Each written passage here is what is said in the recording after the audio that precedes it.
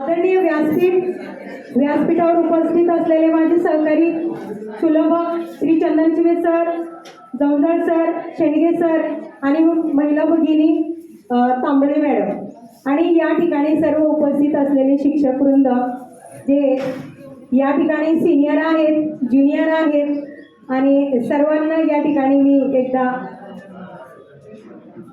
किती वाजले अजून आहे मॉर्निंगच सर्वांना एकदा गुड मॉर्निंग आणि या ठिकाणी स्वागत सर्वांचं. कारण बऱ्याच जणांचं असं झालंय चला शेवटच्या दिवशी का होईना आपली उपस्थिती महत्त्वाची आहे, त्यांचंही या ठिकाणी स्वागत. पुढे जाऊया. प्रशिक्षणाच्या अंतिम टप्प्यामध्ये आपण येऊन पोहोचलेलो आहोत. निरोप समारंभ असं या अंतिम कार्यक्रमाचा आपल्याला कार्यक्रम घ्यायचा आहे. शिक्षक क्षमता वृद्धी प्रशिक्षण टप्पा क्रमांक 4. तर या गेल्या 4 दिवसामध्ये आपण कोणता शब्द एकच लक्षात ठेवतोय तो म्हणजे क्षमता.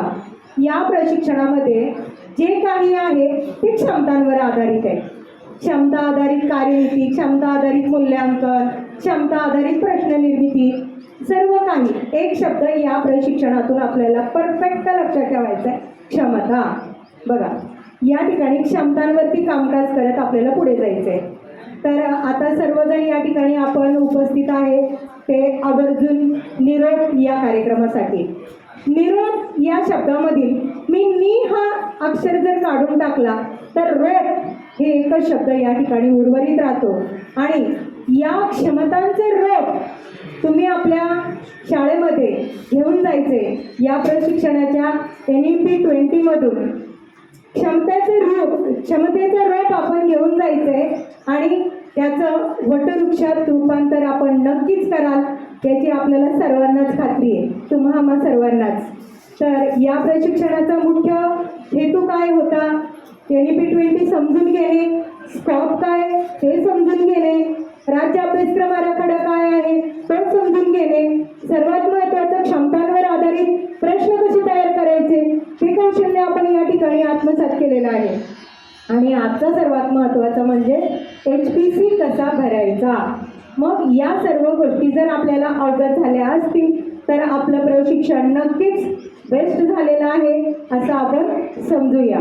आणि या ठिकाणी मला एक गोष्ट आवर्जून सांगायची आहे की हे जे शिक्षक वृंद या ठिकाणी समोर आहे ते 15 वर्षापूर्वी माझे सासू आणि सासरे हे कार्यरत असताना त्यांच्या सहवासात ज्यांनी कार्य केलेलं आहे ते या ठिकाणी मला सुनबाई म्हणून बोलवतात. कारण त्यांच्या सहवासात असताना त्या मला सुनबाई म्हणून उल्लेख करायच्या.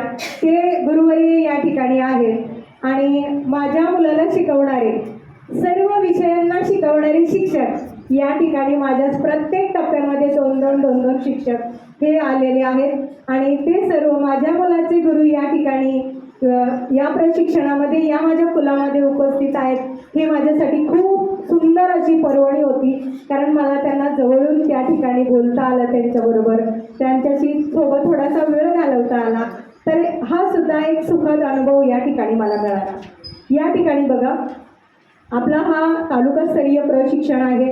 प्रशिक्षण राज्याला होतं आहे, जिल्ह्याला होतं आहे, परंतु या ठिकाणी प्रत्यक्ष संबंध आपला कुठे येतो? तालुक्याला जास्त संबंध येतो.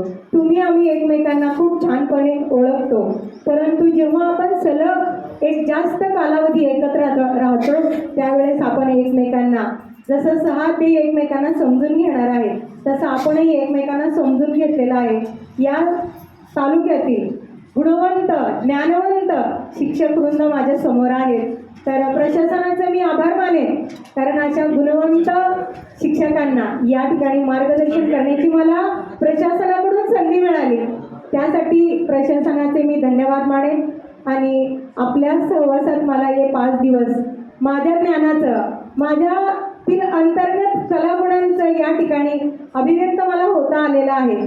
कारण तुम्ही आम्ही अभिव्यक्त होणारेच घटक आहोत. कारण NEP 20 तर आपल्याला बदल घडवायचा असेल तर तो सर्वप्रथम कुठे?